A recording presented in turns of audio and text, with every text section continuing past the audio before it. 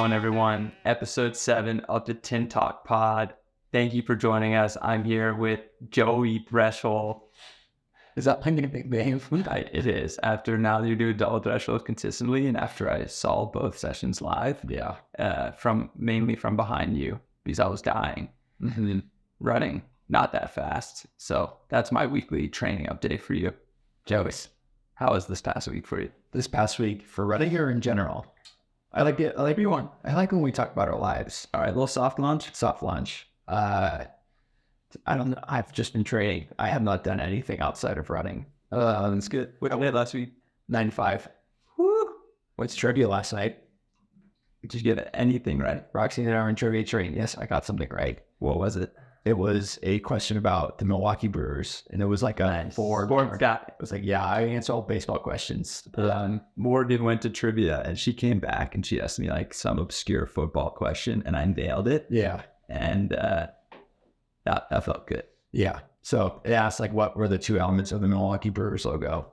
And Roxy's like, there's a baseball bat in there. I'm like, no, there's not. Well, there's baseball. And like a lot of I'm like, ignore it. Stay with us. She's like, are you sure? And I'm like, I'm 100% positive.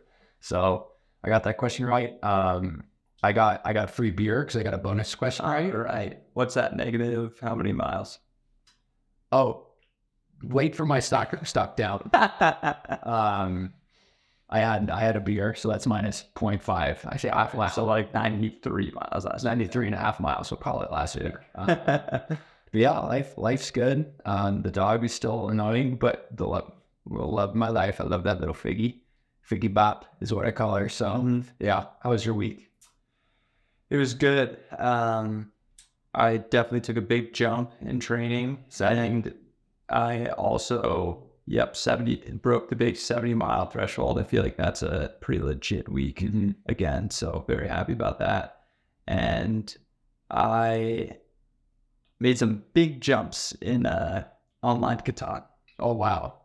Big jumps. Let's hear it. So before it was just that getting to diamond was kind of like the important one. Yeah. Was like kind of the big, so like if people that don't know that are watching, Colonist is an online game of Catan that myself, Austin, and Joey, I know you've been addicted to it in the past. I don't know where you're at currently with it, but I'm on the online chess trade right now. Okay. They want online chess. You got the message boards on the online Catan are still too much for you, so you have to go to. No, I would a little bit too much. Now, per your design.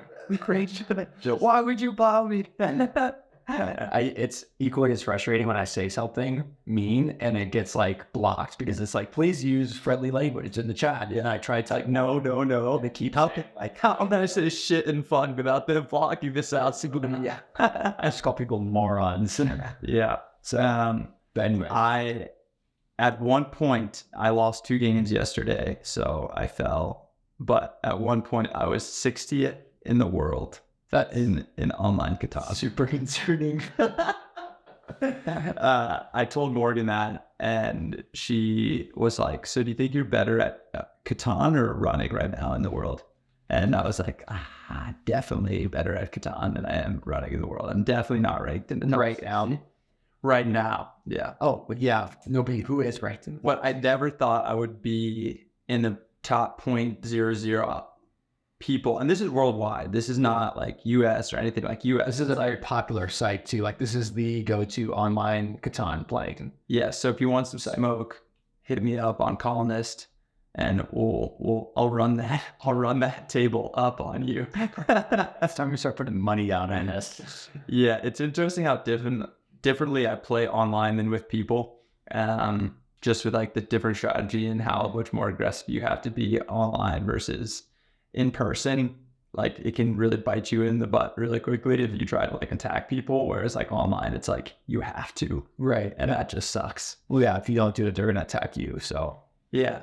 Anyway, so that is a pretty big synopsis of my last week because I have a lot of hours there to get to that point. So it was basically running, online Catan, and an afternoon doubling, which I did do for the first time this week. Nice. Stock up doubling. That is doubling is a big part of my stock up and my stock down over a year. Okay. So anyway, you want to give us a quick rundown of your training last week? Oh, yeah. I mean, so I hit 95 miles last week. Monday, well, here's the thing. I was traveling. This was like the second week of our 14-day cycle. So usually we do our double threshold on Wednesday and then our hill workout, VO2 max workout, which is just hill repeats right now on Saturday. However, I was traveling early Wednesday morning with my dog. So I had to inquire with Joan about moving the run to or my double threshold workout to Tuesday and then get back on with you guys on Saturday. So she agreed. So basically Monday was like my typical 10 and 4 day, back in Belmont, California, hilliest town in the world.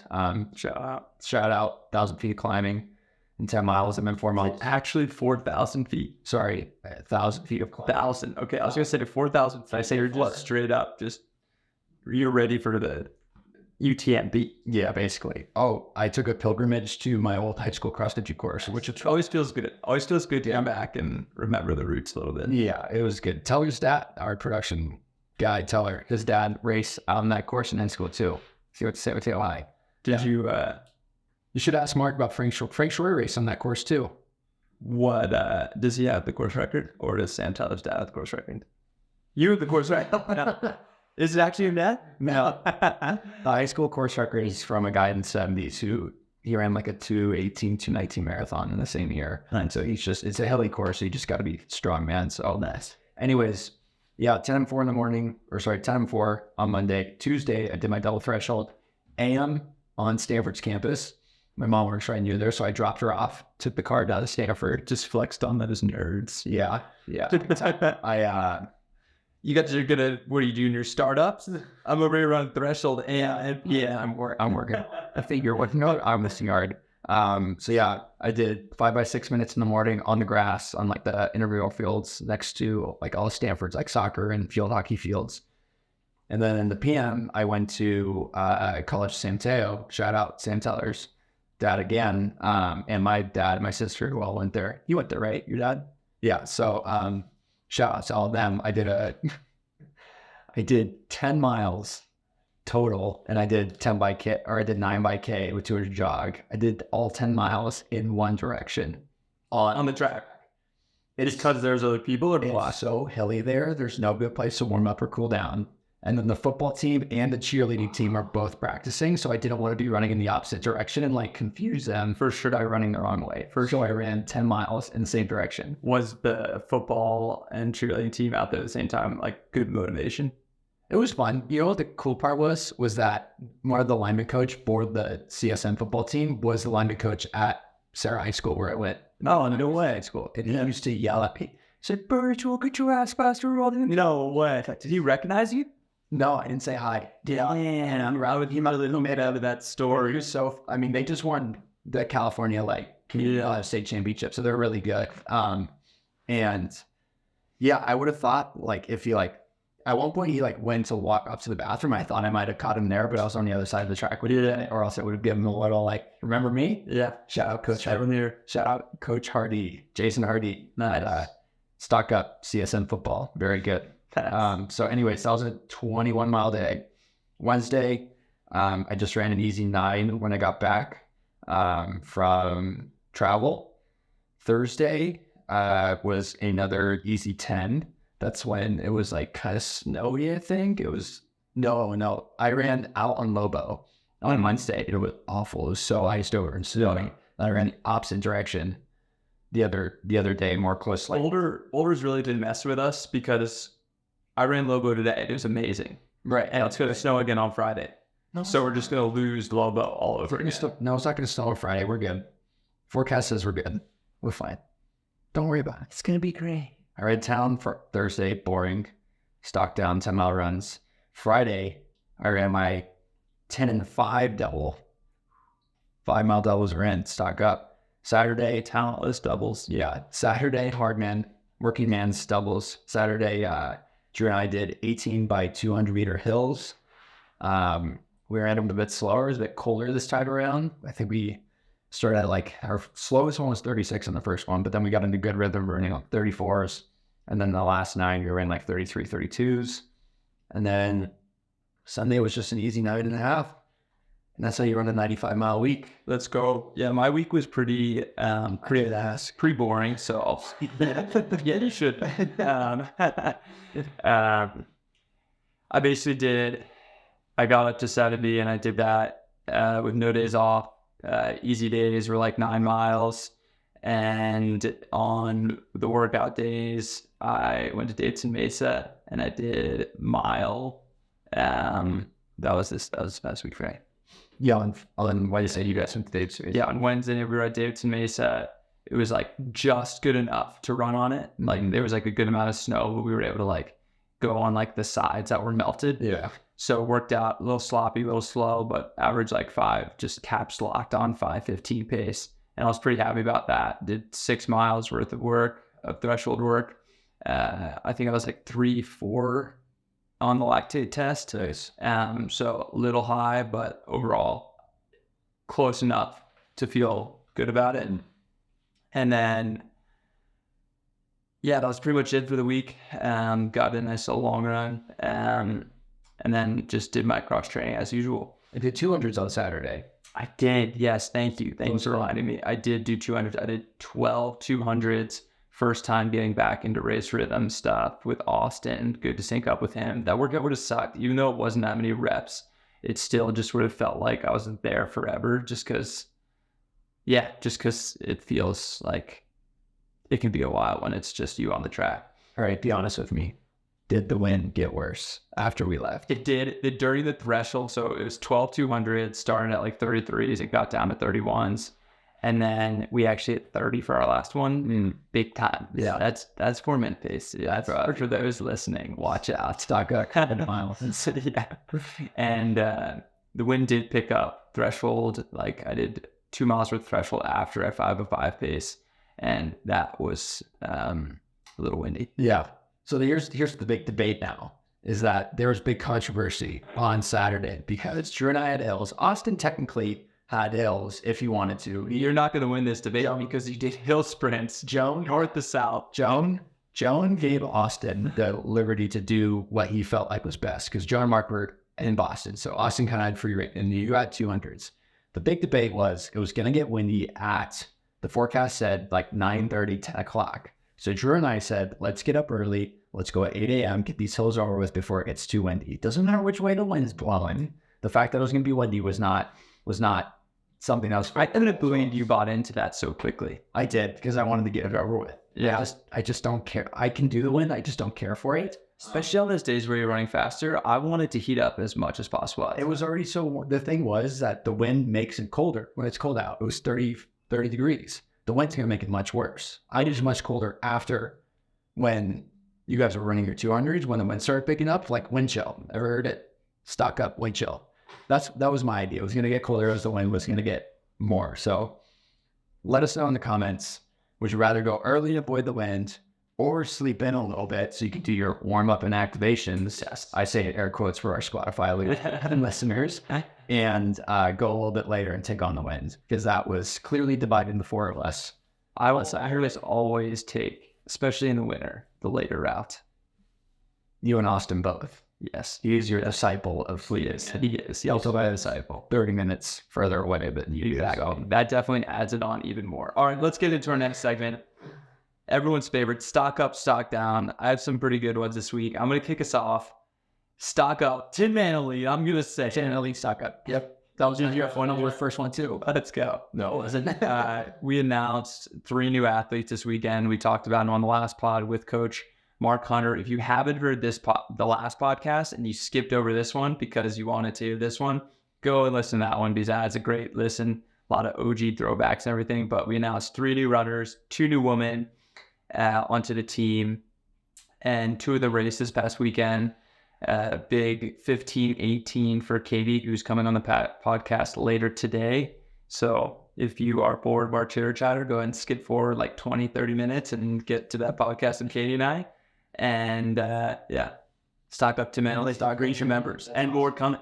Yeah, this is gonna kind of go along with one of my stock downs last week. Paying $100 to around 5K. kind of worth it, I would say, for some people. Stock up, paying $100 for a box. Stock up, like the hand pan you're NCAA You practice still fast. so give your NCAA qualifier out of the way. That's kind of worth it, you know. So I think I saw a stat that like Cities Mag or somebody they was in members newsletter at the lap count that like 12 guys have already run under 13:29, which was the last time into NCAAs last year. Yeah. For 5K, which is insane. Yeah, it's crazy. It's just absolutely insane. It's crazy. I thought at one point when I first started running professionally that if I broke 13:30 in a 5K, I was getting that contract. Right. Yeah. You know what I mean? And that was my mentality. You know what I mean? I was like, if I'm in 13:20s, I'm a pro. Yeah. Well, no, that's exactly what happened. You were in 13:29. You got an Adidas contract. But no, it was more than that. I had to run miles, did that, and all that. Yeah. I know. I did following. All right, go ahead. I have stock up doubling for CJ Albertson because he psychopath ran into the CIM marathon and decided to double after later that night. 8 miles. Doubling, stock up, 8 miles. Can we even count 8 miles as a fucking double? So that he ran a 30-mile day. More than that. Jeez. A marathon's 26 miles, first off. You got to run a mile and a half warm up, maybe? Yeah. You definitely cool. You had to do it cool down, do you think? Yeah. Shout out CJ Albertson, friend of the pod. Grinder. Is it? Friend of the pod. Well, we've talked about him enough times. I like him. He's a friend. He's got a horny kid. I like the guy. Anyways, maybe one day you'll come to Boulder and come to the pod. Yeah. I have a strict no Zoom caller on the podcast, so that's fair. Yeah. All right. One of my stock ups has nothing to do with running, or kind of has something to do with running. Sweet treats. There's nothing quite like a sweet treat. Are we talking about Build Performance now or what? No. And my girl, so Roxy's introduced a sweet treat method to me where it's like it's kind of like a treat yourself. Remember that? And like that whole thing with the Z. Sorry. Looping you in with the dogs. Yeah. Incentivizing you with a little treat. Basically, yeah. I know, but at night, she's like, I want a sweet treat. Like she wants like candy or like some ice cream or something like that. And like during the weeks of training, like I'm gonna run 102 miles this week. I kind of need a sweet treat to kind of keep me going. Yeah. And also to kind of like, I would say like relieve some of the pressure that you put on yourself when you are training that hard. So yesterday at trivia, a free beer. That's a little sweet treat. That's a little sweet treat. It's not going to hurt you. A little beer. A little beer is a little sweet treat. A Mexican lager. It tastes great. Yeah, love a good Mexican lager. That's a good one. For me, I usually rip a Pop-Tart from the vending machine on my way to my bike tool. That is a good sweet treat. But, I hit the ketone and then I get the Pop-Tart in. So basically, totally cheap. Totally negate. Get ketone. It's like, my body's in ketosis. It can take one out. It can take a Pop-Tart. You're down easy. That's funny. DMing on Strava, stock up. Okay. I should just call it DMing, stock up. Because, and that's it. Just because Strava now has DMs. You can't add anybody yet. I have DM'd people back. Yeah. Please don't DM me if you're listening to this. But can you guess who the first person DM'd? Oh, I did. Is it because he got DM'd you also? Okay, yeah. Well, actually, my first DM was Joe Hill, our old intern, and I knew it was going to be some bullshit, and he was like, what them feet do, or something like that. So shout out Joe for sliding in my Strava DMs and asking for some feet pics. I like to imagine that just like Frank Lauren and Sydney, like the employees at Strava are like monitoring the DMs, and they're just like looking at this, like all this shit of all like all the who knows what's going on in the Strava DMs, but it goes down in the Strava DMs now. So yeah.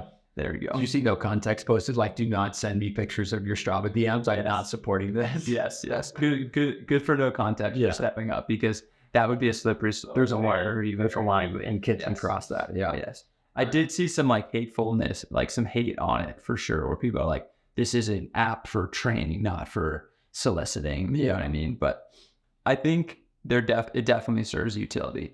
That's so totally. I think there's a lot of good that can come out of it. And then vice versa, Yeah. All right. My last stock up is Jen McKay's qualifying for the Olympics at the Valencia Marathon. Yeah. And I thought that was a really cool story of just like, she's just gone through the ringer the past 3 years. She was when she tore her Achilles at the Olympics. Was it in Tokyo? I think it was in the Olympics and in the prelim or the final. Like she tore her Achilles, and like was in a whole fucking like cast. Yeah. Like it's not like a Bowerman Achilles surgery, you're in a little boot, and next thing you know, you're running 13 flat a month later. You know what I mean? Like she was she looked career-ending. Yeah. You know what I mean? Type of. And she had a kid like not too long ago last year, and now she's qualified for the Olympics. And just to like make that jump up in a couple of years, this huge life events, you know, that could totally impact your running to come back. And she ran like 2:23. And then the new slots are too along the way. Yeah, you know, insane. Yeah. So shout out to her. Well, And shout out to Izzy Bat. She got the Australia. She was right there with sick. Jen also. Yeah, friend of mine from the NCAA running days. I had this is a good one. Stock up, thinking it's the bell lap, or thinking it's the finish, but it's actually just the bell. Yeah, that's the Lopez Lamong shit. Exactly. Yeah. You know, Connor Burns, you're gonna have an amazing NCAA career. Unfortunately, indoor 5Ks, they're hard. It's a lot of laps. I get it. I probably would have done it too, but unfortunately, comes through thinking he ran like 13:20. Little did you know, and that happened to be you. Yeah. Well, he was. Yeah, I didn't even see it. I didn't see it either. I just saw a replay about it somewhere. Yeah. So that's a bummer. But hey, you're a part of a very good club with Lopez Lamong, Yomith, has done it, you know, and those guys are some of the best runners in the world. Right. So Connor's right on track to also be one of the best. You want to know what I think would help Connor? What? This situation. Yeah, he transferred to Santa Clara. Yeah. Go Broncos. All right, I got some stock up. All right, yeah, that's good for me. I can move on. Stock down. Yeah. The thing is, I never have as many stock downs as I have stock ups. I think that's all right. I got plenty. We're just I was gonna say we're a positive bunch, but apparently we're not. My stock downs are just becoming a different way to be positive. Yeah. So, all right, stock down. Indian athletics, because what? Because remember the whole controversy about like the New Delhi Championships where every runner dipped because the WADA guy showed up, or the FICOP guy showed up. Remember there was only one guy that actually competed in the final? Yeah. He just got popped for I'm so glad you did this one because that is on my also. Why'd you let me keep talking? It was so funny. I saw it tomorrow. I was like, you've got to be shit. And the one guy who was like, wow, this sucks. All those dopers is now also. He'd be like, I'll get it. No, he was like, I'll get over it. That's one. Yeah. He's just the one that had the most balls to be like, you know what? I got nothing. I'm going to do this race. Like, go ahead, test me. Yeah. Yeah, that is a good stock down. New Delhi's state championships, stock down. Doping in India, stock up. Stock up. It's through the roof. It is prevalent. And they're not even trying to hide. They're just not showing up. All right, I said stock down the old collegiate 5,000 meter records because this weekend, Graham Blanks, shout out. And Parker Valby shattered those records at BU this weekend. So stock down. Lowy, Emily Session, stock down. You're out. And we're out. Session. Sisson. Yeah. Sorry. Stock down the Philadelphia Eagles. Football team. They have. I mean, I don't care if this guy is America's sweetheart. Get him off the damn field. Who was it? Jalen Burks or no? Your head of security. Get off the field. Big Dom. Yes. Vince Papali looking ass shoving one of our Niners players on the field. The amount of Sopranos references I saw of like the Philadelphia Eagles being like the Sopranos family because he's got the big Italian flag on the side, and our head coach also has a big Italian flag with like visor and stuff was pretty funny. But that guy is so beloved in Philadelphia. Like he's been around since like Andy Reid and like Donovan McNabb era, and he like picks up every like potential new player from the airport, and he's in every picture ever. You know what I mean, for like a signing. And he also does all like the scouting for the team. Like he's the guy that like in Moneyball where they find like the dirt about players. You know, they like really deep. There's like a football drafting movie with Kevin Costner. That was called Unnoticeable with Vince Papali. Also great movie. Mark Wahlberg should stop watch that movie. But not a good look for Dom. Got a standing ovation on the way out. Everyone was like, "We gotta win this game for Dom," and like after that happened, and we got slapped. Dom, little did we know, having Dom not be on our sideline anymore. Everyone's like, "Oh, we're done. We're done." That's fair. That's fair. Stock down, doubling. First time appearance on stock up and stock down, doubling. Because of motherfucking Graham Blake's. Yeah. Have you seen his weekly training? Yeah. No, it is insane. The kid basically does not double for whatever fucking reason. Gibby, we need answers. Yeah.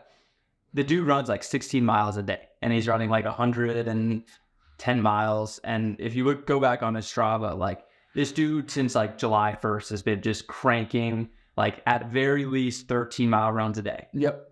And it is so impressive, and he's running them at 6-minute pace. So doubling. If you want to be an NCAA champion and all that stuff, I would break so quickly if I tried to do like his type of training. You'll know like that. Yeah. That is gnarly, man. Everybody's different. Yep. That's all my stocks down. And I also owe Graham Blake's apology because I said in the last pod that stock up Kai Robinson back on the track. He's going to mess everyone up. Graham Blake's had something else to say about that. So he's got the momentum. Yes, he does. Once you taste winning, that is the only thing you know. So if you need Eagles, see That's something the Eagles know nothing about. Stock. Is that it for you? That's all I got. All right, good. I got one more. Eric Holt's ARC trainer. Is that this thing? That's there's a story of Eric Holt on his ARC trainer, just absolutely ripping that leg to shreds, just grinding and hustling on it, just big old white sweaty shirt down to his knee, Sure. and like it had moved, and he was talking about how he has to keep moving it back because he's just working that thing over. Good. Shout out Eric Holt grinding away in flag. That's it for stock up, stock down. Hope you enjoyed that. We're gonna jump into a quick mailbag questions. Thank you for the comments on YouTube. Leave them to be on next week's mailbag, or DM us on Instagram on Tin Talk Pod, or you know what, DM Joe Uri on Strava, and maybe that will work too. So first one, we got these quickly. What type of cross training have you seen the best benefit for you in terms of getting fit again quickly? From Matt DeVries. I raced Matt DeVries in college. Yeah, shout out Matt. Left a very nice comment and left us some great questions. So these are actually the two mailbags this week are both from Matt. Sick. Cross training, that's just like aqua jogging is usually the best. I think it's the most, in terms of motion, the closest to running. So I disagree. I think aqua jogging is the best when it comes to recovery and, like getting the biggest bang out of the buck for feeling better the next day. But this question specifically says getting fit again quickly. And I think swimming then has to be the one. Getting fit quick. Yeah, swimming for sure. Swimming. I mean, like you did that when you've come back from adduct or PRP, like you were hiking in the pool. And I can say the same for myself, is like swimming gets your heart rate up the quickest, most consistently, biggest bang for your buck. Shoulder ski. I just think that like on the bike, like you're like to really get the same amount of like heart rate, and like fitness benefit on the bike, you got to be on there for a while. Yeah, that's true. And there's a point of diminishing returns for sure for like what it does to your back and your knees and your body in general. Like I've been putting in like hour bikes in the afternoon, which like isn't a ton when you compare it to, what a triathlete does. But for sure, I feel like there's a point where I'll start to feel like worse because I'm working muscles that are just completely different than running muscles. Whereas like swimming is very like full body core, you know what I mean? Like when you're kicking, you can really get your quads and hamstrings rolling. So yes, swimming is the answer to that one. Question 2, thanks again, Matt. If you could go back and tell your high school self anything or change anything about your training, what would you do differently? That's kind of a tough one. I don't know, like I ended up here, it's like, why would I do anything different? I think I've made it about as far as anybody ever made it, farther than anybody ever thought I would make it. I think I wasn't necessarily like lined up to be a professional runner by any means. So I think just staying the path and just like rolling with the punches as they come is probably the one bit of advice. Like, hey, it's just not going to be easy. Like 100% to be easy. Yeah, and that's kind of like along the same wavelengths as mine. Like for the first part of this question, if I could go back and tell my high school self anything, it definitely would be, I mean, not to quote just straight up Rocky, but like it's not going to be all sunshine and rainbows. You know what I mean? Yeah. Where it's like and you really will get like kicked in the face in this sport eventually. Like you're gonna push the envelope, you're gonna set a PB, and like I wanted to quit because of getting thrown to the sharks. It's happened to me now professionally for sure. So get ready for just the ups and downs, but know that the growth that you're going to have as a person through it all is worth it. Yeah. I think one other thing, and this is something I've told you before, and whether it resonated with you, I don't care. It made me feel good about myself, was something that my like head track coach, who was a throws coach, told me before the state cross country meet my senior year, which was the only state meet I made. He said, when you get to that starting line, like take 20 seconds just to look around and take it all in. Like you'll never have an experience like that ever again. Like don't be afraid to appreciate that in the moment. And I think giving yourself those opportunities to appreciate those times where you say you did make it to a spot that you weren't sure you were going to make it to, like just being able to take that all in and appreciate it for what it is, and kind of help ground you a little bit in terms of like, you've done so much already.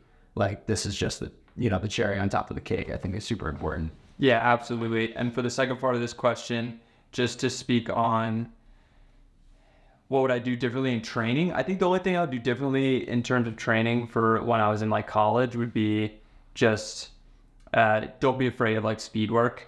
Like my training was so one-dimensional, and I think that it is important to not put yourself into a box early on in your career. And especially with like high school runners, like don't just and I think I spoke on this in our first podcast a little bit, where like don't just put yourself in a box that you're a mile or you're a 10K runner or you're a strength guy and you can't kick. You got to work on that stuff to get better at that. Like go do hill sprints. Like hill sprints is probably the biggest thing that I would like look back and be like, man, I wish I would have been doing hill sprints in high school and throughout college, and developing those muscles and getting all that going. So that's the biggest one that I would give for advice for like if I could change anything, go back in my training, was giving myself a chance to really develop my kick and prove to myself that I could be a speed runner and not put myself into like this box of like, oh no, 2 miles or a cross country guy. Yeah, totally. Like I did it to myself. All right, next segment before we have Katie come on here is TME as this week we are going to do TME as sea creatures. This is a silly one. It's a silly one. Fun stuff. Yeah, so for any new listeners here, TME as is basically Tinman Elite. We are putting people associating with something in under the sea. Yeah. A category. This time it's under the sea. This is under the sea for any athlete of Tinman Elite. So, Joey, you want to kick us off? Yeah, so we'll start with Drew.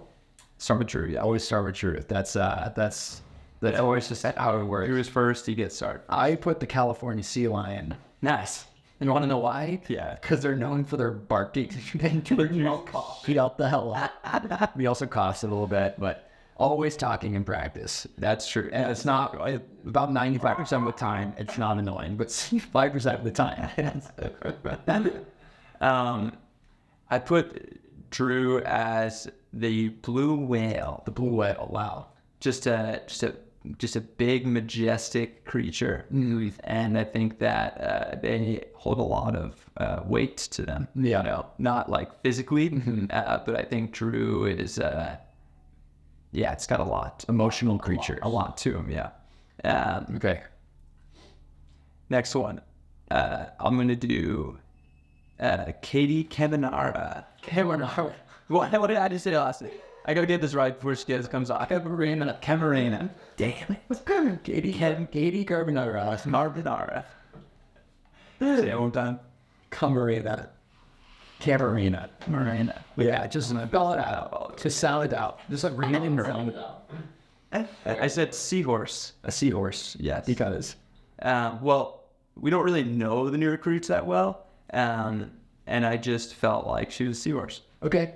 I did the Pacific octopus. Oh, because I had that octopus for someone else. The Pacific octopus is a very adaptive creature. Like they usually change color to blend into their environment, right? I thought that Katie, just ever since she graduated college, has very much had to adapt to the environments that she's been in, training on Flagstaff, training in Portland. She's had a lot of weird coaching situations that have happened, and I think, and also her being an assistant coach as well, I think she's had to do a lot to get to this point, like to change and adapt, and she did a really good job at that. And that's something also an octopus does really well. Nice. I put Connor. Oh, really well. That was real. Weren't you gonna say? Oh, great. That's great. That was great. Mine was. I put Connor as my octopus. Okay. Because he typically wants to hide. Okay. And uses camouflage to like be away from people. But in reality, like once he's out front and with everyone, he has a lot to offer. Got it. Like, Okay. octopus, Interesting. Yeah. That's so. a good one. I put the manta ray for Connor. The manta ray has the largest brain of any fish that has been studied by scientists. And I like to think that Connor's probably the smartest guy on our team. Nice. So big brain. Nice. So the Connor manta ray. Nice. All right, let's do Savannah. Savannah, I put clownfish. Nice. This one isn't as well thought out. I just assume that Savannah really likes Finding Nemo. That just kind of aligns with her personality a little bit. Yeah. Just like kind of like she got fun personality. So I think she really likes Finding Nemo. So I put clownfish. I put her as a dolphin. Dolphin. Because she's very social. As dolphins love come up to boats. That's a good one. So like that. I like that. Like it has a ton of interpersonal skills, and she's went on a run with like all these guys, on the team. Like when her first day here, and she was able to blend in. So great. So great. You want to do Anthony Calamari? Also, I put Anthony as a tuna. Nice, because tuna is big one. Well, he's not big by any means, but tuna are like larger fish and they're fast as shit. Yeah. So, and nice. Deceptively fast. I put him as a sturgeon. Sturgeon. What's a sturgeon? Sturgeon's just a big old fish. Just a big old fish. Anthony's got a chassis that I've never seen before. Yeah. Look up a sturgeon. I will. Yeah. I'll look up the sturgeon. Yeah. Joey. That's me. I put you as an otter, the dog of the sea. Okay. Yeah, I could go with a little figgy in the water. Yeah, exactly. I put a barracuda because that was my nickname. Joey Barracuda. That was my nickname growing up. Barracuda. That's a good one. Also you're just not a barracuda at all. You're not vicious like that. Come on, that you know of.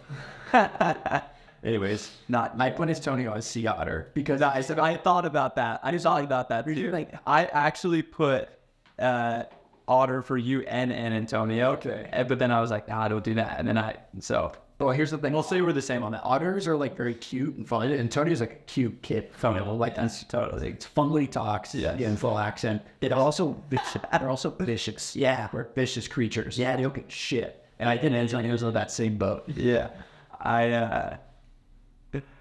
All right. Well, we're going out of line now because now we're just deciding which one we would have added. Because I also have a clownfish. I didn't say my clownfish after you put clownfish for Savannah. Anyway, Antonio I put as a swordfish. Okay. Because I just thought of Spanish conquistadors and I like swords. So I put it As a fellow Spaniard, as a fellow Spaniard. Yeah. Oh, yeah. pure blood Spaniard. All right. I put you as a swordfish. Nice. And I think it's because they're aggressive, they're highly sought after in a sense, and they're also super colorful. And I think the way you dress could be defined as colorful with your fashion. With my eBay, my thrift sweater today. Yeah, it's just a different look. All right, let's do Reed next. I didn't put anybody as a shark because I didn't want anybody saying, "Oh, he thinks he got shark energy." Yeah. Screw that. Go ahead. I put Reed as a crawfish. A crawfish. That's offensive, but go on. Oh, I just thought it was funny. I put Reed as a humpback whale. Nice. Because they are... That's like the same reason why I gave whale to Drew, is what you're about to say. No, it's because they're like a super long migratory mammal. And Reed is our marathon man. So, yeah. That's good. That's a good one. You'll find them in San Francisco Bay every now and then. That is a good one. All right. I gave... you want to do Brogan next? Yeah. All right. I gave Brogan a clam. The very hard shell exterior, But like once he gets known and you get to have around with him, nice little barrel. Little pearl in there. That's a good one. Really, really love Brogan. Wow, that's going to make me... I put a moray eel. Nice. Because, yeah. because they are typically in intervals of solitude. And Brogan, for the longest time before he joined Tinman Elite, do so many workouts by himself, and he just thrives when he's alone. And even like this marathon buildup, like he had such good training by himself, you know, like he doesn't mind being on his own and getting it done on his own. For sure. Should we do Coach Hunter? Yeah. Joan, I put Joan as a clownfish, like I put for Savannah, mainly because clownfish from Finding Nemo, very caring, motherly, likes to stay her little anemone. Yeah, that's true. I put a manatee because nice, I love a manatee. Yeah, manatees are very motherly, And they like everybody. like a sea creature. Yeah, They just want the best for everybody. This is one of my favorite ones for Mark. Okay. I put a turtle. Okay. I put a killer whale. Gosh, we didn't get a single one right together. No, we didn't. Ah, Learn too. Why'd you put a turtle? I just saw Mark as a turtle. Yeah. I didn't put more thought into these. These are a lot of like gut things. I think, I think Mark is one of the most tough shell. Sorry, turtle because he's a tough shell. Yeah. But very, very lovable. Yeah, I think Mark is one of the more cutthroat runners out there. Sorry, what did you say? Like cutthroat kind of like mentality when it No, I meant what type of sea creature was killer whale, orca. I just think he's a very cutthroat person by nature, but they're also like they can also be very friendly if they don't feel like eating you. And so you really carry this segment, you know? thank you. This segment would be pretty bad. So yeah, Mark is just vicious and he's a savage, and I couldn't have imagined trading with him. I probably would have been chewed up and spit out alive. Yeah, for sure. Do we get everyone? No, Austin. And Austin. Dang it, I forgot to give one to Max. Austin, I gave a Stingray. Because that dude freaking floats on the track when he runs. I was like the big reason is like his feet don't touch the ground type of thing. I put a sailfish because they're the fish that kind of like are up there in terms of like having the fastest acceleration. You know, he is our speed demon for now. Sorry, I didn't give Max one. I put a sea turtle. Yeah, Max Turtle. Yeah, he's good. Big turtle energy. Yeah, it's big turtle energy. Nice. He just love a sea turtle. All right, thank you so much for tuning in to the first part of this podcast. We have Katie coming on in a second here. Before we get to that, I wanted to shout out our sponsors, Pillar Performance, Triple Magnesium. I've been taking this stuff every single night. You can get yours. It is the single best recovery supplement on the market today. It'll help you sleep. It'll decrease your soreness the next day. It has all the good stuff in it. You can get it in pill format or in the powder. Delicious. I was just actually on a run today talking to someone, a U.S. champion, and he was asking me for more that I could hook him up with. Just being a U.S. champion. Well, we were with for a little bit. You were joined us for a little bit. But he was asking to get some more because he takes it every night, and he's just mooching off my supplies. But if you want to get some yourself, use code TINTALK off your first order, 50% off. This stuff is legit. It'll make you feel better running. It'll increase everything that you're looking to get after your recovery. So enjoy Pillar Performance as much as I have. I have no doubt it will help you with your running and get you feeling good the next day. Thank you so much, and let's now welcome Katie. Welcome to the podcast, Katie Camarena, San Juan Capistrano's finest, rewriter of UCSB and Portland State University's record books, has ranged for days, two-time NCAA All-American, U.S. Championship finalist, sub 430 miler, recently coming off a 15:18 5,000 meter indoor PB, and last but certainly not least, the newest member of Tinman Elite. Welcome to the podcast. How are things going moving into Boulder? Thanks. They're so good. That was quite the intro. Thank you. Usually, I get a lot of things wrong in there, so I'm glad you haven't corrected me on anything. That was all true. Yeah. Talk to me about, so this is, 48 hours into being in Boulder now? Yep, just about. And you're just now moving into a new house with Savannah and Anthony? Mm-hmm. Where are you guys at in that process? It's gone pretty well. We don't have any, big furniture yet, but we're all moved into our rooms, and it's getting pretty set up. So we're picking up a couch after this. So big time. Making progress. Yeah. Nice. Talk to me about this whole transition and what it's been like this past year. I know you finished your career at Portland State, and then you were training unsponsored out in Flagstaff for quite a bit. So like, talk to me a little bit about kind of your journey since arriving now in Boulder with Tinman Elite. Yeah, it's kind of been a crazy year. I finished actually at the end of last indoors, like almost 2 years ago now. And then went out to Flagstaff to train with Colleen. My coach at the time was coaching her. So we just kind of got together and that worked out really well. And then I was basically back and forth between Flagstaff and Portland. And it was a lot. Never really got into like a very good routine, but I mean, I love Flagstaff and I loved training with all those people.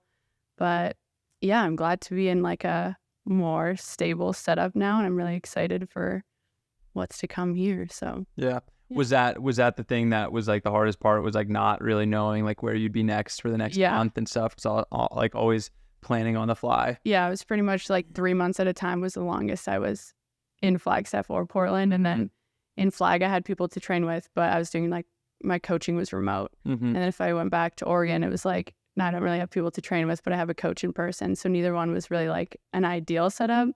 But yeah, I was just trying to make it work as much as possible. So yeah.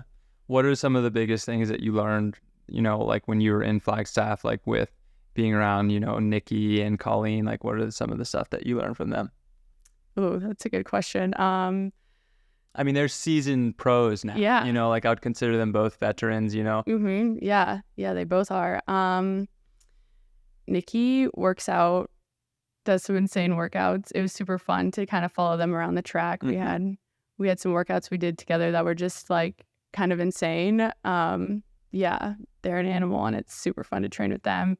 And then Colleen is just like such a solid athlete. Like I've seen her basically at like every phase, I think, of her training the last 2 years, and she's just like, she keeps showing up, she keeps grinding, and that's just, I mean, that's why she's as good as she is and why she's had as much success as she's had. So yeah, two super fun people to train with. There's a lot of good people in Flag. So yeah. Did you have any like very humbling moments like with you were like, whoa, that's another tax bracket? yeah I think I've probably been humbled by like that whole squad in Flagstaff. Colleen, right before the 5K in New York, she put the work on me and it didn't work out, and she had been saying she wasn't feeling that good, and then I don't know, something clicked that day, but she gave me the business on a hill workout. So nice. And you two were living together then? I was living in Colleen's house, so that was super fun. It was a fun time.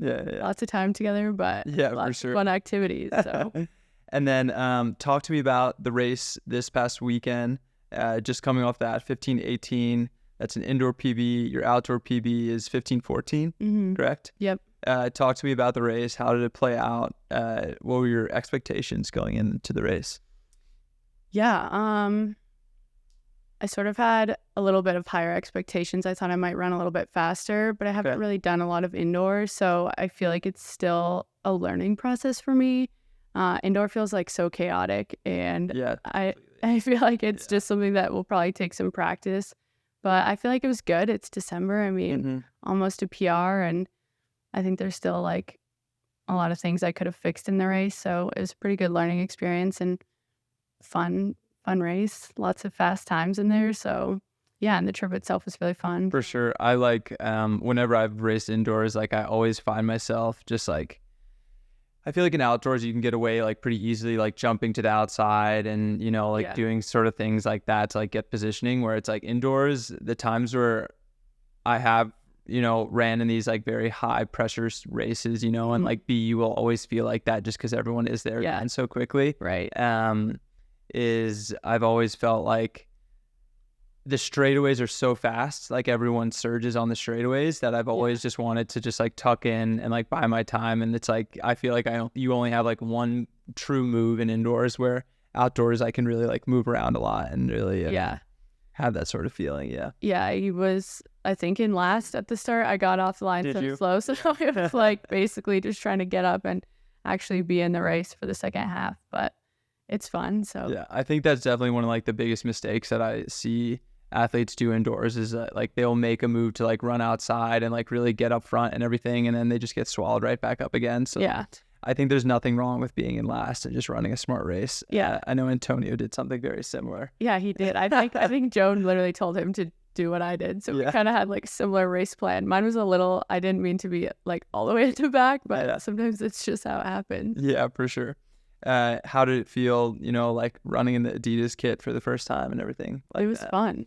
Mark didn't get it to me until like the day before the race. Yeah. So it was kind of a fun process of trying to make sure everything fit and then try. I was on the pretty spikes. surprised Yeah. that you ran in the spikes and everything and the Yeah. kit like without any like trying it on beforehand or anything. Yeah. I was on the fence if I was going to, and then I got it and it was like, I mean, it fit well enough and the shoes fit, it felt good. So I was like, might as well just go for it. So where do you go from here now, like coming off of that? I think that you mentioned that U.S. cross country is something that you have on the horizon. Yeah. And then like, I guess talk to me about what are some of your big goals and aspirations for this year? Yeah. So US Cross is January. It's a 10K, which I have mixed feelings about, but that's okay. And then I might be running a 10K on the track. We'll see what Joan wants to do with that. Nice. And then I think mostly do 5Ks outside of that. Hopefully run as close to 15, if not under 15. So Nice. yeah, that's pretty much the So 5K, the focus for outdoors, and then yeah. potentially trying to make the U.S. cross country team then Yeah. for that race. Yeah, Yep, that'll be really exciting. I know Joey's going to be doing U.S. cross also, Yeah. and maybe Drew. So hopefully we'll have a full squad out there. I don't think Savannah's doing U.S. cross. She said no Okay. cross country. She's She done. needs a break Yeah. for a little bit. Okay. Yeah. Yeah, that's good. I'm not as burnout from cross as she seems to be. So It was really interesting when I was like doing, my groundwork for this podcast when I was looking at, college, and I said like you had range for days in the, in your introduction was like, you have the 800 meter record, at like your past universities, and then you ran the steeplechase, the 5K, like you did everything at one point, Yeah. and then qualifying individually for cross country nationals. Is there something where you feel, I guess like for me, I run the 5K and like that's not my favorite event. Is that the same for you, or what is your relationship with like all these different events? Like Yeah. is there one where you feel the most comfortable in, or is there one that is your favorite? And I'd say, well, it's been an evolution. I'd say when I was first at Santa Barbara, it was definitely like 800 was my favorite, but I don't think I was fast enough to like run the 800. So then it was the 1500, and then 5Ks just felt like too long. But then when I got to Portland State, I was like, okay, I think this is more my event. And now I think the 5K is my favorite. So it feels like a good place to be when you're enjoying it and running well in it. So yeah, just moving up. yeah. I definitely kind of, for me, it's definitely like I want to be running like miles and 15s, but I kind of know that 5K is where like my body is gonna enjoy like racing in the most. Right. And Yeah. that's definitely like, I guess, been my focus. So you mentioned that I saw in a previous interview that your brother was probably one of your biggest inspirations. Yep. He was. Yeah. As far as like getting into running and everything, like, and that's the same for me. Like I had an older sister, and kind of the same story as you, where I saw her running cross country and making NXN and doing all these cool things, and I just also thought it was the coolest thing ever. Could you talk to me a little bit about your brother and how you got your start in running through him? Yeah. Growing up, I basically looked up to him a lot and kind of wanted to just do whatever he was doing. And I had always played softball growing up, never did running or anything. And I needed a sport to do in the fall. And my brother was running cross country. So I went out to the meet and I was like, okay, this looks fun. Like, I think I could do this. And he was more of an 800 runner. So I wouldn't say cross was really his favorite, but it was just like fun to watch, exciting to do. And I just wanted to do what he was doing. So yeah, that kind of sparked it. And it's kind of been a competition ever since. I mean, he didn't really continue running much into college, but yeah, his mile PR is 4:27. So I've been chasing that one down, trying to get the family record. Yeah, 4:29. But this year it's gonna be mine. So Nice. let's just start training again. Let's This go. is your, So you this is your can't challenge. so you can't just completely jump up with 10K then, because you got to Yeah, I gotta you got to get the family record miles. first. yeah, get that done, and then we'll move up. Yeah, absolutely. So what is so I know that like for growing up, like you certainly were the underdog in terms of like you never made states, you know, in high school or anything like that. So like what kept you going like through all this like running career and now running professionally? Like you're certainly like an underdog story and an inspiration, you know, to so many that, you know, will aspire to, you know, get to the place that you are in now. Like what can you speak on to those, you know, young women that, you know, maybe don't think they deserve to continue to run in college or even aspire to run professionally one day? Yeah, I think like the part that's kept me going is just making sure that I'm still like having fun with it. I think it's really about who you surround yourself with, like your teammates, the people who you have to see every day. I feel like I've had a lot of people who have like believed in me even when I didn't, and then also just made it like so much fun. It's like if you're having fun, you're gonna run well. You want to like show up, work hard, and then like run hard for your teammates too.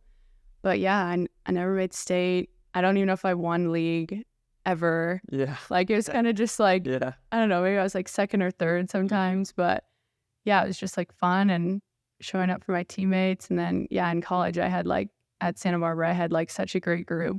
They were all awesome. So it was like, that's pretty much what kept me going. And then same at Portland State. It was like so fun to kind of be the first to do it and kind of be like, okay, well, I'm doing this and like these are my steps. Like you guys can definitely do it too. So yeah, it was fun.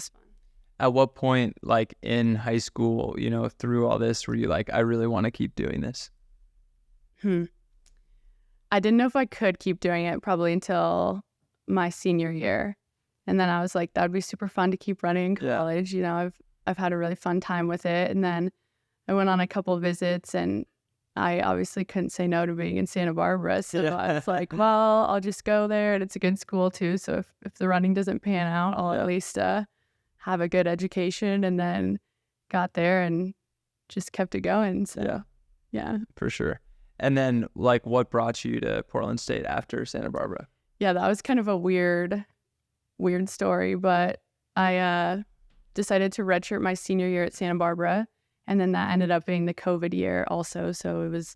I like can't grasp like what I would have done in college. Like if I had the COVID year, like I know there different people like went on training camps and went to altitude and got really good at running, you know, like I certainly can't wrap my mind around it just in terms of like, I was so locked into what I was doing in college and the fun I was having and stuff to all of a sudden having all that like ripped under the rug and then having to like all of a sudden come back and be great again. Like, I don't know how I would have responded to that, but you certainly I think responded it was really good for me. I think I stayed in Santa Barbara during COVID and there was pretty much nothing to do but like run. So I took a really long break when we found out there wasn't going to be we didn't do indoor really there. So as soon as outdoor was canceled, I was like, I'll just take a break, and then basically like had nothing to do but run and recover. And I feel like I was making a lot of progress, but there weren't any races to really show it. So I was like, well, I have a full year of eligibility now. I'll stay for a 5th year. But then the Big West opted out of cross country and we didn't have indoor. So I was like, I guess I'm only going to get a track. But my coach was like, why don't you enter the transfer portal and like see what there is? So I did that. And then I was like, well, I'm only going to have cross and indoor. So I have to go to a school that's like has those. And I was like, I want to go to cross nationals. So I have to find a school that's like guaranteed to go. So I like looked up which teams made it and emailed like every single one. But with like COVID, they were like, we don't have money or we don't have roster space. Damn. And one of my teammates who had gone with me to Santa Barbara was at Portland State. She was like, I think you'd really like it here. The coach is like great. And I was like, oh, I don't know. It's kind of not really what my plans were. But then I got on the phone with Josh, the coach, and he was like, you'll go to nationals as an individual. Like you'll do all this stuff. And he definitely like believed in me, I think even more than I believed in myself. And he was just selling me on this like vision he had and wanting to build the program. And I was like, okay, well, that's like what I want to do. I want to like build something instead of like just being another person at like a school where, so yeah, he basically just convinced me to go and showed up without ever going on a visit or really talking to anyone on the team. And yeah, it was great. And we pretty much did everything he envisioned in his plan, probably more than that, honestly. So yeah, it worked out really well. And I'm really happy that I went there. Yeah. Throughout your college experience, I know like through any sport and maybe it's post-college, could you share with us like what was kind of your highest and your lowest moment like throughout those like 5 years of running, like throughout college was when, the moment maybe where you felt like you really arrived into the sport and you kind of started really becoming the runner that you had dreamed of being. And then, if there was ever a moment that you can think of that is where that you felt like you wanted to stop or give up or an injury or anything like that. I think the highest moment was making cross nationals my 5th year. I feel like I never thought of myself as like a cross country runner. I was still in my 800, 1500 era. So I feel like, I got fourth, fifth at Big Sky Conference. And I was like, if I'm getting fifth in the conference, I'm not sure if I can make it out of the West region. It's pretty hard to do. And I was talking to Josh and the other coaches and thinking like, what's realistic for me? I was thinking maybe like top 20, like all region I thought was pretty realistic. And then at regionals, I just had one of those races that you like kind of dream of having. It was like, felt so good through 3K. And I was like, okay, it's going to get hard. And then go through 4K and 5K. And it was just one of those And then probably with 800 to go, I think I was maybe in like 6th. And I was like, okay, well, like don't fall, don't do anything crazy, just like get to the finish. And coming in the last 100, I was in 5th, and I was like, okay, well, I can see the people in front of me and like I'm making it. And it was like a very emotional moment to be like validating all the stuff and kind of like realizing like, okay, I am a cross country runner and like I do belong in this kind of race. And so that one was like, that was a good one for sure. Yeah. And then lowest, I don't know. Probably indoor nationals. I think that final was like, that was a tough one. Just humbling or what? Yeah, I just, I was ranked 3rd in the country in the mile, and I felt like I was running really well. I ran 4:32, and that was kind of like a surprise. And then were your expectations going into the race to podium? Yeah, I was thinking. I thought I had a chance to win it. I think everybody thinks that when you're in the and I had like a really good prelim. It went probably exactly the way I thought it would go.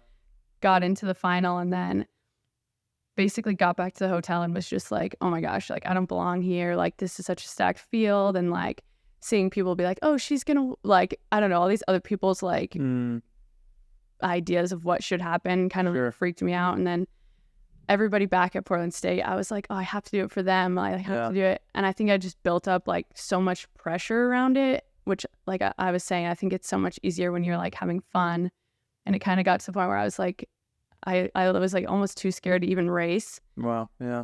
And then, I was 9th. So it was like, that's still very good. Like the year before, I wouldn't have even thought I would have made nationals. So like, obviously looking back, it's a little bit easier to like put in perspective. But at the time I was like devastated. I like went to the bathroom and cried before the 3K because I was like, oh, I let everybody down. Oh my gosh. You had another race to come back. Yeah, I did the 3K. And it was just, I think it was all made up in my head. Everyone was still like super proud of me. Of course. Yeah. But it's like when you're in the moment, it's like, oh, I failed everybody. Like everybody did all this stuff for me. And for sure. Expectation is the enemy. Yeah. Right.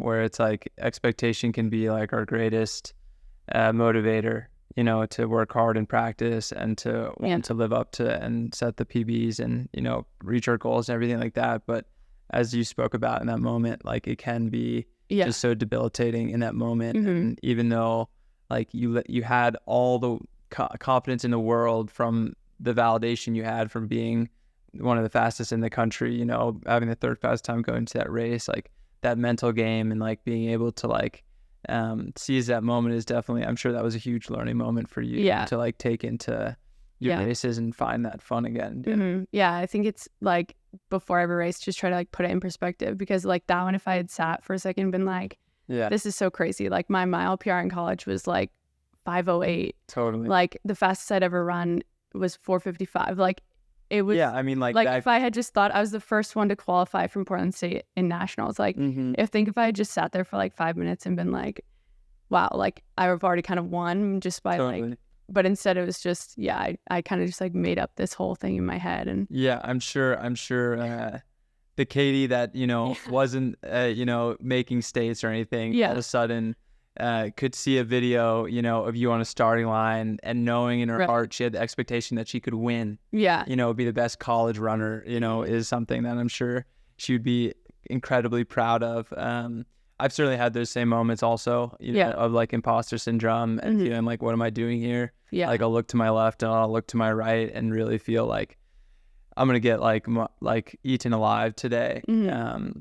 And I think that it is something like for every runner needs to learn by failure, Yeah. you know, Mhm. is like understanding that like those moments can be so molding and they can, you know, make you take a step back. And I'm sure that in those moments of greatest stress and nerves that you feel before those races now, like bringing that fun and gratitude to them is going to take you so much further, Yeah. you know. Definitely. And then what was it like then kind of bouncing back, you know, from that experience then to say like, okay, like I'm going to keep going, I'm going to keep running professionally and Yeah. all of that. Yeah. Yeah. I think after that, I was like, okay, well, now I'm not going to get a contract. Like, I think I like made up in my head, like only All-Americans kind of are like, Sure. got to be All-American. And I mean, second team is obviously very good too, but I was just so disappointed. And then actually Colleen called and I was done with my eligibility and she was like, why don't you come out to flag? She was coming back from injury and had just left Bowerman and was working with Josh, who was my coach. And I was like, well, I might as well get out there and like try it. She was like super supportive of me, let me live in her house. And yeah, I was there for a month and then didn't race and obviously had like a super fun time in Flagstaff and met all those great people who were out there and was just having fun again. And I was like, okay, well, I want to keep doing this. And like, I've really enjoyed this like post-collegiate, not really pro, but like time that I was having. So yeah, I think that really like kind of saved the trajectory I was on because there were like no offers. There was really no, yeah. So shout out Colleen for For sure. keeping Yeah. me around. Yeah. Yeah, that's amazing. That certainly is kind of the same sort of story where like I didn't have any, you know, I didn't have any chance at like, you know, joining a professional team or anything like that, like coming right after college. And I was very lucky to have Drew kind of take me under his wing, Mhm. like even though he was younger than me, as Colleen did for you, Mhm. to kind of show you the ropes professionally and, you know, take a chance on you to allow you to train with them and everything. And having that olive branch, you know, that you can give to someone, I think is one of like the greatest gifts of just like belief and understanding of even just a little bit you can take it so far. Yeah. And also I also was just, it kind of got me thinking was when you were talking about your decision making with Portland State and how it was kind of this like underdog team and it wasn't like the big team. And it's like with Tinman Elite, like you are, you know, the cornerstone piece of, you know, the women's team to come. Mhm. You know, like Yeah. we've never had like a big like we've only had one woman before you joined, Mhm. you know. And it's definitely like that is an incredibly daunting situation to come into, you know, with like Yeah. an entire men's team and everything. And I think it definitely speaks to, you know, you as a runner to like have like the gusto, I don't know the right word to say, but to put yourself in this situation and believe in it, like it means the world, and it means the world to me also. Yeah. For you to have that and I know that the team is gonna like grow and flourish, you know, under like your leadership and with Savannah. It's like I can't wait Yeah. to see it all grow. I'm excited for it too. What I guess like what were kind of the things that were going through your head like during that decision making process that you can now share with us in terms of like that ended up making you say like, okay, like I want to come and, you know, join this team in Boulder. Yeah, I think it's like what you said about like the underdog team and like I just like the people who are like gritty and like keep showing up and I feel like it's fun to have the ability to like build out the women's team and like have a say in what that's going to look like and you know pick people who we feel like align with our goals and Totally, everything like that. So yeah, I feel like on my visit. Basically, like everybody said everything I wanted to hear, and then talking with Mark and Joan, it felt like it would be a pretty easy transition, like training wise, and yeah, it just felt like it was going to be a perfect fit. So yeah, that's great. That's amazing to hear, and I can't wait to see you continue this whole program on. So last question is our Mount Rushmore of people you have raced against. So anyone in your life that has been a big influence on you, that you've raced against, and they've been one of the best people you've ever raced against, and they're just, etched in stone on a wall for you. Yep. Who is your Mount Rushmore? Okay, number one is Colleen Quigley. She's got to be on there. Gotta be. American icon, CEO of Fast Yes. Rate Friday. Yes. She's Yes. just, she's a great one. She absolutely dogged me in the road mile. So shout out to Colleen for that one. But Have you gotten her back? I did. I got her the Okay. 5K in New York. So we're 1-1. There you go. And then we did a little fun road 10K right before I left Flagstaff, and we held hands across the finish. So that Nice. we're not breaking the tie yet. Do you think that you'll ever jump back in a steeplechase? No. Really? You're done. I mean, maybe. Retired from steeplechase. Yeah, I was. UCSB champ, Don't look up conference any champ. videos because you'll be like, what in the world is going on? No. Josh briefly wanted me to be, but no. Okay, yeah. Yeah, no, that's a different thing. I don't think I'll ever go back, but yeah. Okay, so yeah, Colleen gets a big head on the George Washington. yeah, boom. And then Nikki's getting one. Great person to race against. I've also been absolutely worked by them. US prelim this year, but yeah, just someone who's so fun to watch race too. Like, Really? yeah, just great person, great athlete. So yeah, that's on mine. They had On mine. just such an incredible Yeah. past year. Yeah, I mean, unbelievable watch. yeah, so fun Make to. the U.S. championships and Yeah. just destroy everyone was Yeah, amazing. that was. We were all in an Airbnb together, and that was a really fun thing to like be a witness to. It was like, Oh, I bet. yeah. So yeah. Okay, now I have to think of two more. I'm gonna say this one is a kind of a wild one. Well, not wild, but is one of my teammates from Santa Barbara, Jenna Hinkle. Jenna. Shout out Jenna. She's great. She was basically like sort of like my role model. She was someone who I like watched very closely. I think I was unprepared for what collegiate running was going to be like, and she was someone who I really looked up to, and she was a great athlete and a really good friend and a really good mentor. So she's definitely on there. She was running what I thought were like absolutely insane. I remember when she ran 16:08, and I was like, Yeah. that's absurd. Like, that is so next level. I think I was maybe like a freshman or a sophomore, and I was like, I can't even think about what For it sure. is. So Those upperclassmen in college. Yeah. Like I had a few too that are still near and dear to my heart. And yeah, same thing. Like getting to see them, compete at nationals and see them kind of be the top dogs at conference and all that, and be like, okay, I want to do that too. Yeah. Just like your brother was for you at the very beginning. yeah, she was someone, she like set all the records, and then I was like, I want to break all. I of gotta, them. And I'm gonna break all. yeah, that was, yeah, she's definitely on there. Oh, I gotta think of one more. I don't know. Who won NCAA's the year you ran it? Oh, indoor, like in the I meant cross. cross. Yeah.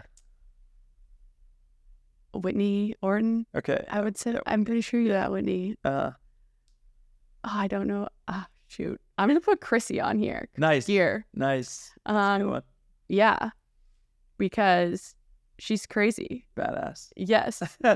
Yeah. That's just an icon who deserves to be on there. That steeplechase at USA's was insane. She's also just super fun and super nice. So yeah. Chrissy likes some of my Strava posts. So I Nice. really appreciate that. I love So, Chrissy shout Strava. out Chrissy. Yeah, shout I out. don't think I've ever actually met Chrissy in person. Oh, well, Sure. I'm gotta get on at that. some point. Get out to Flagstaff or Chrissy, come out here. I'm trying to recruit everyone to Boulder now that I'm There here. you go. So let's There get the you go. entire Flagstaff. squad out here. Yeah, you on our it is always cool to see like the community, and like when we did like post your announcement, like it was very cool to see all the love that you know, other like runners in the community. Like you certainly have like quite the, you know, fan and support group. Yeah, it was very nice. All the years. Yeah, that was very cool to see. Yeah. Honorable mention. I wanted to put Emma on there, but Emma and I have never raced each other. Yeah. So, yeah, shout out Emma. Yeah. Are you This is just my flag staff. I just did a whole flag staff. Yeah.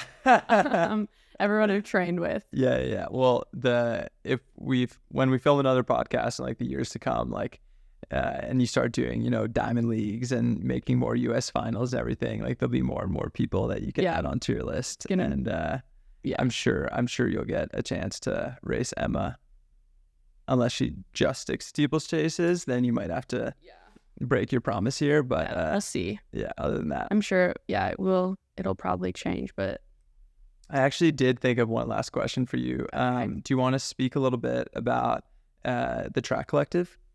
Sure.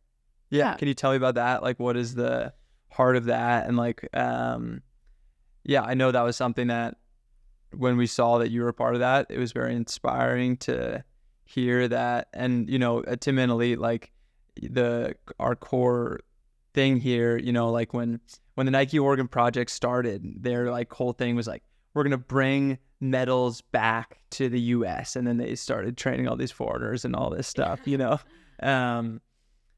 But the core, you know, mission statement for Tinman Elite is to push the sport of running forward, you know, in whatever capacity we can, whether that's through inspiration, whether that's through vulnerability with what we go through as athletes, in any manner. And the Track Collective is an amazing organization.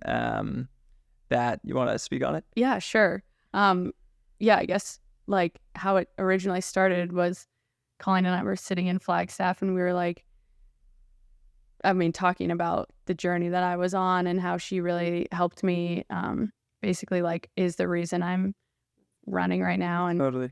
So I think she obviously had a very different experience than I did going through that. And I think it was kind of enlightening for her to like hear like us share our stories with each other. And I feel like there's so many runners like me who are like fringe of All-American or fringe of making nationals who like when you get to that point, it's like you don't have a calling, you don't have someone to like bring you and support you. And so we were like, well, how do we help those people? How do we help the ones who are like right there, like just on the cusp of like having a breakout year, but like just for sure need something to like push them through? And originally we were like, oh, maybe we should start a women's team. And like, I don't know, there are a lot of like different versions of this dream that we had, but then we sort of settled on like a collective being more in line with our goals. Like it's supposed to be pretty inclusive, like pretty much anyone can benefit from it. We just wanted it to be like a community, like showing up to USA's by yourself. Like when I did be there by myself last year, I was like, this is so daunting. And like, it takes away like that fun part that I was talking about. So it was like, how do we help these people get to the next level? So we had like a little group shakeout at USA. So like anyone who was there without a team or people with a team, like Chrissy came, even though she's on a team. It was just like a fun way to like connect with people and have people like get together and not feel so alone. And then we also did fundraising at USA's. We sold some t-shirts to help support unsponsored athletes. So we ended up giving, now I can't even remember and I'm going to say how much it was. Honestly, it was like, I think it was over 1,000 to 2 athletes who were like unsponsored. And I think they were both finished like 8th or 9th at USA's, which is still so great. And so basically the whole goal of it is just to like help empower unsponsored athletes and even athletes who are sponsored and just create community and like help support each other while we're all going through this silly little running journey. Yeah, exactly. But, yeah, that's amazing. I definitely think that we'll have to, you know, do some stuff. Like I hope that it carries on, you know, now that you and Colleen maybe are in the same place. But I hope you guys have to get her out for a training camp. She's already committed. So amazing. I'm gonna say this on here so if she doesn't do it. She's doing 5 weeks in the springish time. Perfect. So, Perfect. That's the if time. you're That's in the shows, that's the time to be here for sure. Well, that's amazing, and I really hope it continues. And yeah, we'll definitely have to put our heads together on how Tinman can, you know, like raise some money. And anyone out there listening, like check out the Track Collective, amazing startup that I'm sure is just getting started, and what the impact that they'll have on the sport of running. Thank you guys so much for listening to episode 7. Katie, thank you so much for coming on and sharing all those stories with us. It was amazing. It's so fun. Yeah. Like, comment, subscribe, all that good stuff. If you're still listening, you're a real one. Appreciate you so much. And until next time. Hey, Thank you, Katie. That was great. it was so fun.